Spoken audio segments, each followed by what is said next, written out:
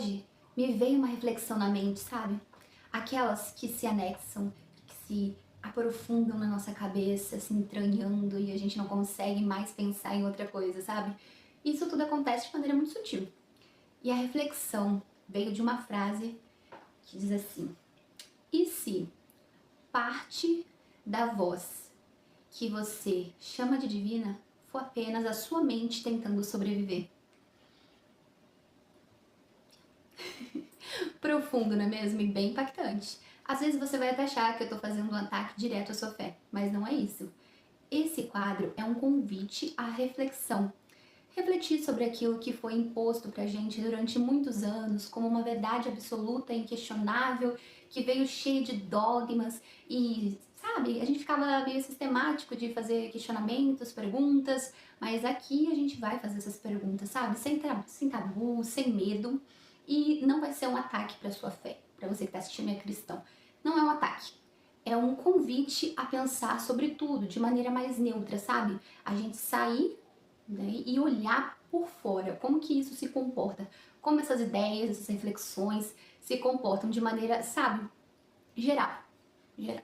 E trazer essa reflexão e os resultados dela para nossa vida. Às vezes o meu checkmate vai ser de um jeito, que é o resultado final, e o seu vai ser outro, e tá tudo bem. O que importa é que você reflita sobre as duas informações que a gente vai trazer aqui.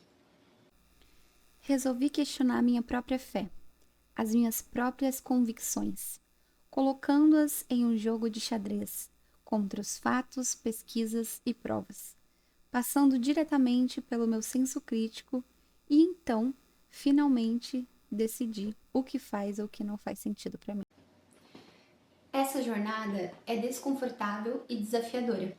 Imagina você colocar em xeque todas as certezas que geriram a sua vida durante muito tempo. Imagina você se ver colocando tudo aquilo que você cresceu acreditando como uma verdade, como uma coisa inquestionável, e você ter que colocar isso à prova. Bem desconfortável, não é? Mas agora que você já entendeu a essência do quadro, vamos para o tema de hoje. A psicanálise diz que a projeção psicológica é um mecanismo de defesa em que a pessoa atribui a outras pessoas pensamentos, sentimentos, desejos ou características que ela própria tem, mas que considera difícil de aceitar em si mesma. Por exemplo, aquela pessoa que sente que as pessoas têm muita inveja dela, na verdade, é ela mesma que sente inveja das outras pessoas. Ou uma pessoa insegura, que pode enxergar julgamento em todos ao seu redor, mesmo quando isso não está acontecendo. O conceito foi desenvolvido por Freud e posteriormente aprofundado por outros psicanalistas. Mas como que a projeção psicológica funciona? A ideia é que certos conteúdos emocionais causam desconfortos. E, em vez de reconhecê-lo internamente, a mente coloca no mundo externo. Isso reduz a ansiedade, momentaneamente, mas pode distorcer a forma com que a pessoa percebe a realidade e seus relacionamentos. Um exemplo cotidiano é uma pessoa que acredita ser uma pessoa muito tolerante, mas, na verdade, ela sente um preconceito em relação a um determinado tipo de grupo. Como esse sentimento entra em conflito com a imagem que ela tem de si mesma, ela pode começar a dizer que os outros sofrem desse preconceito, percebendo esse traço principalmente nos demais. Não é necessariamente algo ruim, sabe? Todos nós fazemos projeção psicológica em algum grau. Isso faz parte normal do funcionamento da nossa mente. O problema é quando isso se torna tão intenso que atrapalha a pessoa de praticar o autoconhecimento e acaba prejudicando os relacionamentos delas com outras pessoas. Curiosamente, a projeção psicológica também pode vir como algo positivo, como, por exemplo, você maximizar as qualidades de outra pessoa, ou você enxergar qualidades em outras pessoas que você mesmo tem, só que você ainda não enxergou.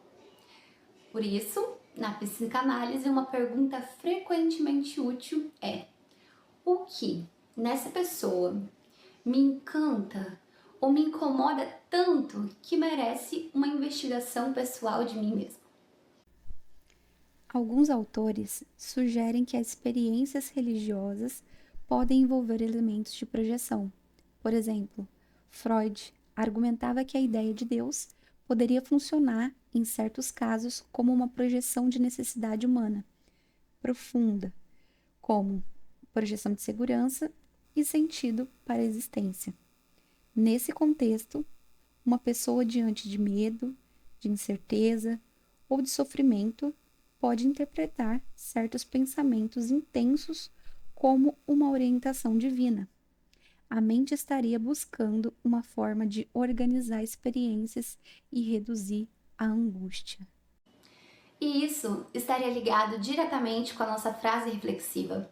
A nossa mente pode gerar intuições, certezas, narrativas e interpretações. Tudo isso ajudando a pessoa a suportar a realidade. E isso muitas vezes pode ser confundido com a voz divina. Essa questão ultrapassa o campo científico e entra na área da filosofia e fé. Mas e aí, gente? Quando nós ouvimos essa voz interior nos guiando, isso seria Deus, nosso inconsciente ou ambos ao mesmo tempo? O que você acha, hein? Quero saber a sua opinião aqui nos comentários. Eu já tive meu fé em xeque de hoje, né? O meu checkmate de hoje. E eu espero que você tenha tido o seu também. Até a próxima!